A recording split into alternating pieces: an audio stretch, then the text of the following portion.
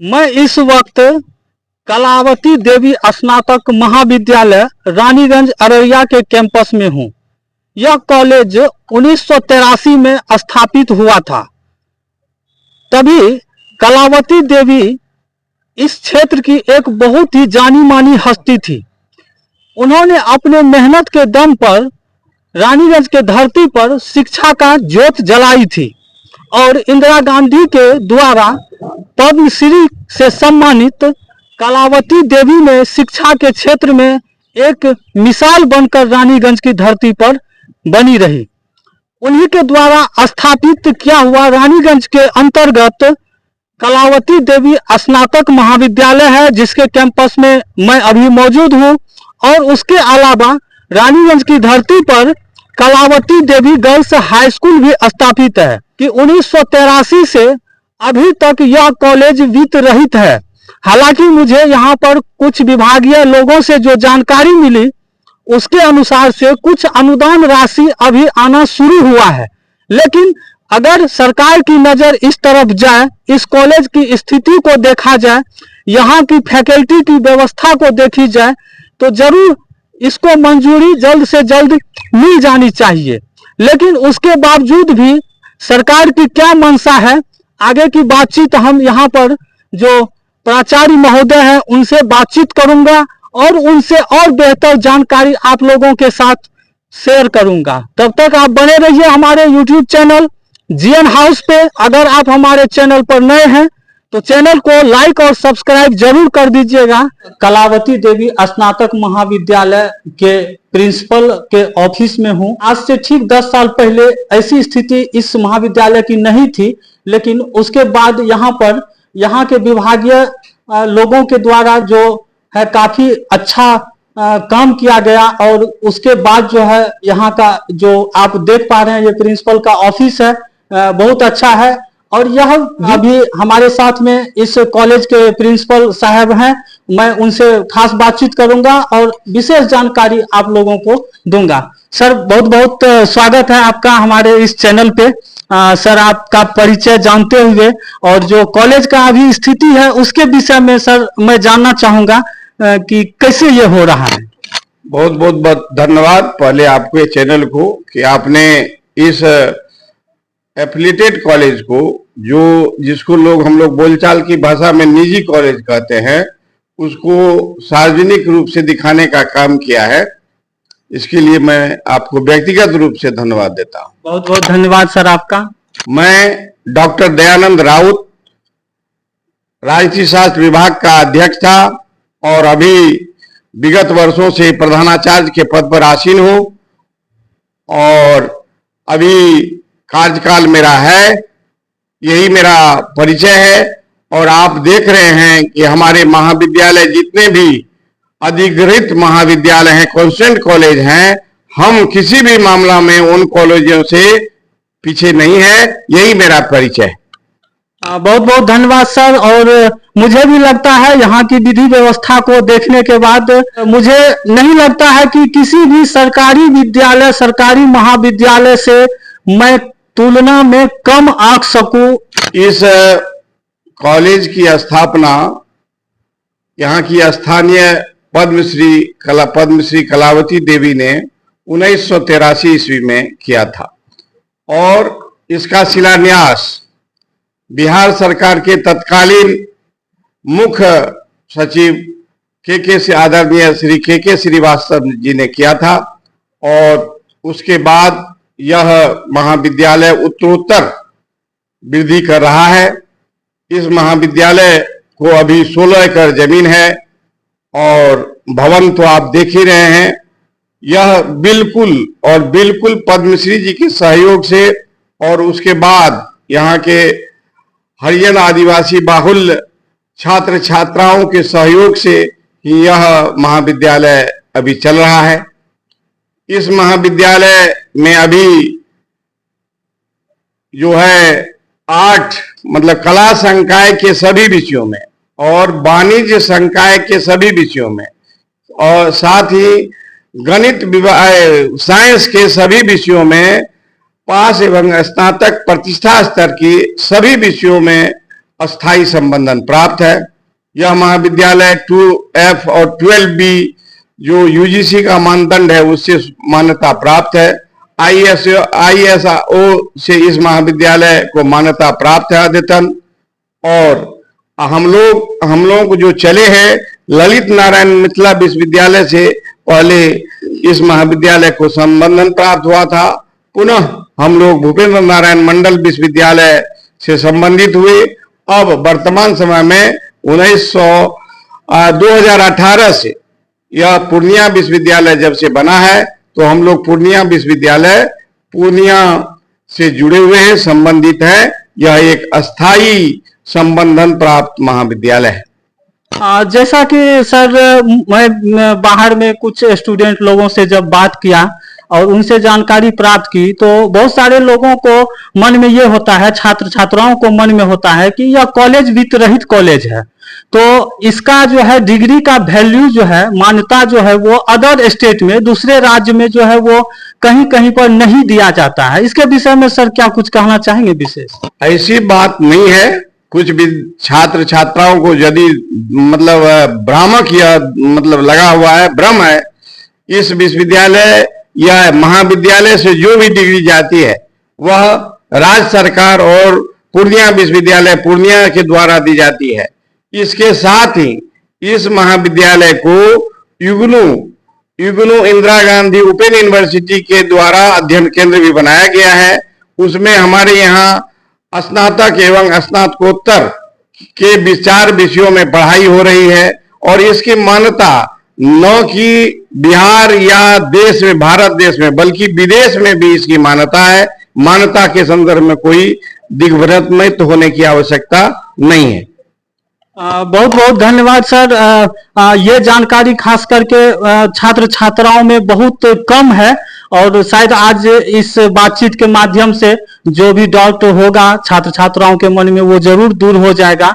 Sir यहाँ पर मैं विशेष अब ये जानना चाहता हूँ कि कितना मुश्किल सर रहा इस कॉलेज को इस स्थिति पे ले आने में, और थोड़ा सा आप अपना योगदान भी सर बता सकते हैं। इस महाविद्यालय को इस स्थिति में लाने में हम लोग संस्थापक सदस्यों में से एक हैं हम, और यहाँ हमारे जो संस्थापक प्राचार्य थे डॉक्टर जयप्रकाश मल्लिक, वे प्रारंभ से 34 वर्षों तक प्राचार्य रहे और हम लोग प्रारंभिक समय में बड़ी कठिनाइयों का सामना करना पड़ा। एक एक विद्यार्थी के घर पर नामांकन के लिए जाना पड़ता था और हम लोगों को कोटा निर्धारित किया गया था शासी निकाय के द्वारा, इतना इतना कोटा आप लोगों को नामांकित कराना है। और हम लोग अपने घर से चावल दाल और पैसे की व्यवस्था करके आज हम लोग छात्र को जोड़ रहे थे। आज महाविद्यालय की ये स्थिति है कि हमारे यहाँ हम लोग चाह करके भी एडमिशन नहीं ले सकते हैं। पूरे भरा रहता 856 मात्र विश्वविद्यालय के द्वारा सीटों की संख्या दी गई है जो हम लोग भर पाते भी नहीं है। छात्र छात्राएं बहुत से लौट जाते हैं एडमिशन के लिए। जी बहुत बहुत धन्यवाद सर। आपसे बहुत सारी जानकारी मिल चुकी है और विद्यार्थियों को, और शायद जो भी मन में डाउट था वो जरूर दूर हो जाएगा। और मैं अपने दर्शकों से भी बताना चाहूंगा कि ये जो बातचीत है ये पूरी ऑथेंटिक बातचीत है, ऑफिशियली है, तो इसको आप सही समझ करके और इस महाविद्यालय में आप नामांकन करवा सकते हैं।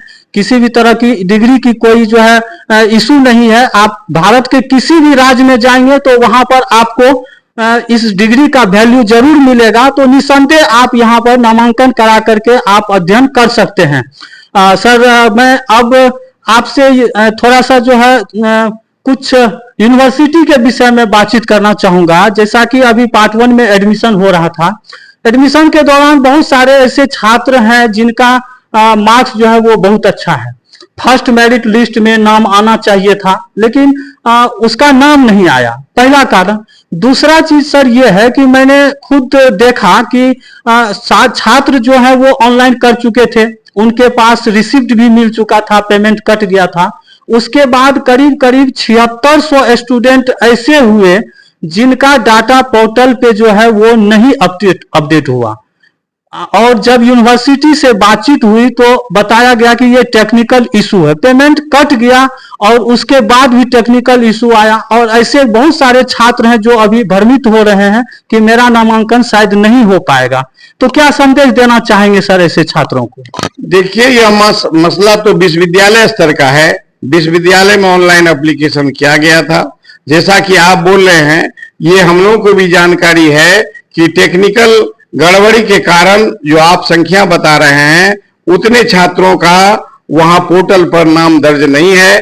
उसको एक एक विद्यार्थी को खोज करके पता लगाया जा रहा है। और जो विलंब हो रहा है नामांकन में, इसका एक कारण यह भी है। अभी प्रथम सूची निकली है, अभी छात्रों को हताश होने की आवश्यकता नहीं है। अभी एक और सूची, दो और सूची निकलेगी, द्वितीय और तृतीय सूची। और तब तक लोगों को भरोसा बनाए रखना चाहिए विश्वविद्यालय में कि तकनीकी समस्या को दूर करके हम उनका नाम मेरिट लिस्ट में कहीं न कहीं आएगा। बिल्कुल सर, थोड़ा सा आप बताना चाहेंगे कि अगर मेरिट लिस्ट में भी नहीं आता है, उसके अलावा कोई और ऑप्शन है, कोई रास्ता है? जो लोग नामांकन ऑनलाइन नहीं करवा पाए थे, उसके लिए कोई व्यवस्था है सर? अभी विश्वविद्यालय के द्वारा ऐसी कोई व्यवस्था नहीं की गई है। पहले कुछ दिन पहले, 2 वर्ष पहले, मतलब यहाँ जो दिया जाता था अंतिम समय में स्पॉट एडमिशन का, कि जो सीट बच जाता था हम लोगों को दिया जाता था। लेकिन 2 साल से पूर्णिया विश्वविद्यालय पूर्णिया के द्वारा स्पॉट एडमिशन की व्यवस्था नहीं थी। इसीलिए जिन छात्रों का मेरिट लिस्ट में नाम नहीं आएगा अंततः, उनका नामांकन लेने से महाविद्यालय असमर्थ है। क्योंकि प्रत्येक दिन जितना एडमिशन होता है उसको पोर्टल पर हम लोग लोड करना पड़ता है उसी दिन, और छात्रों की संख्या उसी आधार पर निर्धारित होती है। इसीलिए जो लोग ऑनलाइन नहीं किए हैं या जिनका नाम मेरिट लिस्ट में अंततः नहीं आएगा, तो वर्तमान व्यवस्था में उसका नामांकन संभव नहीं लगता है। बहुत बहुत धन्यवाद सर, आपने हमें अपना कीमती समय दिया। जैसा कि आप देख पा रहे थे कि अभी हम कलावती देवी स्नातक महाविद्यालय के प्रिंसिपल सर से बातचीत कर रहा था, और बहुत सारे डाउट ऐसे थे जिनका मैंने सवाल किया था, और सर ने बहुत अच्छे से छात्रों को, हमारे दर्शकों को समझा दिए कि कोई तरह की दिक्कत नहीं है, और सभी क्वेश्चन का आंसर आप लोगों को मिल गया होगा। मेरे यहाँ 19 विषय का एफिलिएशन है, साइंस कॉमर्स छोड़ के। साइंस का अलग है, कॉमर्स का अलग है। ये तो बड़ी एक तो गौरव की बात है। ऐसा जिला में भी नहीं है, यूनिवर्सिटी में भी नहीं है। उस हिसाब से भी मुझे सीट नहीं मिल पाता, या विद्यार्थी लाचार होकर घूम के चला जाता है। बिल्कुल, जैसा कि आप बता रहे हैं कि यहाँ पर 19 टोटल विषय का यहाँ पर जो है एफिलिएशन मिला हुआ है, और सीट उतनी सरकार से सीट मिली हुई है। लेकिन यहाँ पर आपको उतना यूनिवर्सिटी के तरफ से हमको उतना फुलफिल नहीं हो पाता है। यूनिवर्सिटी जो है करता ही है, लेकिन सरकार का मुद्दा दूसरा है। यहाँ प्राइवेट कॉलेज को देखना, वो क्या उसका मनसा है भगवान जी ने। सब तो सरकारी कॉलेज 2 तो धंधा में खोल दिए, एक वहाँ क्या बोलते हैं 22 में खोले हैं। इतने इतने कॉलेज रहने के बावजूद वो अपने इस प्राइवेट कॉलेज हो या संबंध कॉलेज में उतना सरकार का, खाली समय पर परीक्षा लीजिए, समय पर एडमिशन लीजिए ही होता है। सरकार की तरफ से जो अनुदान आती है वो रेगुलाइज नहीं है। अभी 16-17 का अनुदान आ चुका है, अभी 18, 19, 20 के बाकी है। तो हम लोग क्या करेंगे, लाचारी काम करना पड़ रहा है कॉलेज को जगाने के लिए, कॉलेज को रखने के लिए, कॉलेज को सुचालित करने के लिए। तो अभी इसको तो समय पर देना ही पड़ता समय। बिल्कुल, मैं भी जैसा देख पा रहा हूँ, यहाँ पर कॉलेज का कैंपस को देख पा रहा हूँ। यहाँ पर जो भवन सब बना हुआ है, तो काफी ज्यादा विकास हुआ है पिछले लगभग। या मेरा आंतरिक स्रोत से विकास होता है, ये मेरे प्रिंसिपल के या मेरे फाइनेंस कमेटी के तरफ से जो है, वो मेरे आंतरिक स्रोत से ही इसका चारों तरफ का, सरकार से कोई हमको एड नहीं मिला हुआ इस बिल्डिंग बनाने में। मुझे जहां तक लगता है कि कलावती देवी का जो एक सपना था, जो छवि था, उसको बरकरार रखने में अभी यहाँ पर जो भी विभागीय लोग हैं उनका बहुत बड़ा योगदान है। हम जो, ये बात तो 100% सही है, ये बात सही बता रहे हैं। और विशेष मैं आपसे बातचीत ये करना चाहता हूँ कि जैसा कि आपने बताया कि टोटल 19 सब्जेक्ट का एप्लीकेशन आपके पास है और सीट जो है आपको उतना छोड़ के है उसमें, साइंस कॉमर्स छोड़ के 19 अच्छा साइंस कॉमर्स को छोड़ करके आर्ट्स में सिर्फ उतना ही है। क्लास होती है या नहीं क्लास होती है, टीचर मेरे आते हैं। विद्या अभी तो ऐसा हो गया कि क्या बोलेंगे, फैशन का युग, मतलब मोबाइल का युग हो गया, विद्यार्थी आना नहीं चाहता, लेकिन मेरे टीचर 100% सब दिन रहते हैं। विद्यार्थी अगर आएगा तो मेरा क्लास होगा, रूटीन मेरा बना हुआ है। अभी सेकंड सेमेस्टर का एडमिशन हुआ, फर्स्ट सेमेस्टर का एडमिशन, मेरा रूटीन है। विद्यार्थी आना ही नहीं चाहता है, लेकिन विद्यार्थी को बार बार प्रेषित करते हैं आने के लिए। अभी मैं देख पा रहा था कोई चीज का एग्जाम चल रहा है आपके कैंपस में? सेकंड सेमेस्टर का एग्जाम चल रही है। सेकंड सेमेस्टर का ये प्रोविजन कॉलेज का सेंटर है मेरे यहाँ। अच्छा फॉरबिस कॉलेज का आपका सेंटर है। यहाँ का सेंटर कहाँ पर होता यहाँ का है? सेंटर मेरे अभी JDSS जीरा देवी शीतलसा प्रोविजन में पड़ा है।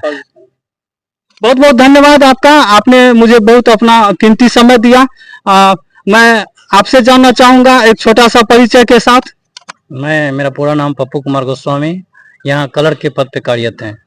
बेसी दिन नहीं हुआ। हाँ 2-3 साल से हैं और लगातार जो काम मिल रहा है करते आ रहे हैं और कॉलेज का सभी चीज से वाकिफ हैं।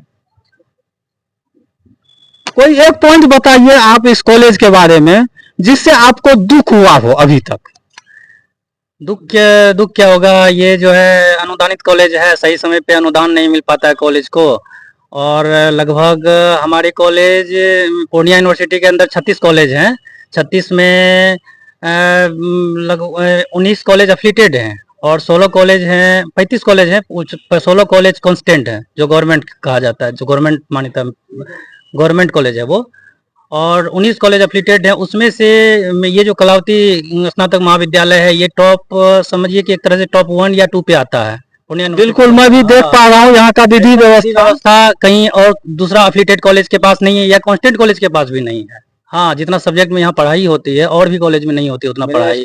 हाँ स्टाफ भी उतना ही है, सारा टीचर है मेरे। इतना विधि व्यवस्था रहते हुए फिर भी कॉलेज को कांस्टेंट नहीं किया जा रहा है। हाँ तो हम लोगों का मांग है कि जितने भी बिहार में कॉलेज हैं जो टॉप 10 या टॉप 20 या टॉप 50 पे आ रहा है उसको उस सब कॉलेज को कम से कम कांस्टेंट किया जाए या मानदेय किया जाए, जिससे कि हम लोगों का को भी आने में रुचि लगे।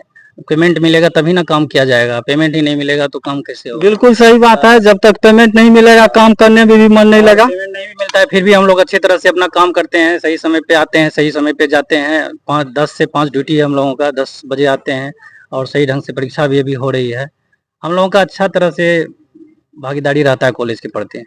कहीं न कहीं कितना तक एक आशा है आप लोगों को कि एक न एक दिन यह कॉलेज जो है वित्त सहित हो जाएगा, तो क्या उम्मीद है? जरूर हम लोग भी उसी आस पे हैं। बहुत सारे तो आस पे रहते रहते रिटायर्ड भी कर चुके हैं और रिटायर के कगार पे भी हैं। हम लोग न्यू हैं अभी और हम लोग इसी पे आशा लगाए हुए कभी ना कभी सरकार का ऐसा मंशा होगी कि जरूर कॉलेज को कांस्टेंट किया जाएगा और हम लोग का भी भविष्य जरूर संभले आगे बढ़े। बहुत बहुत धन्यवाद आपका।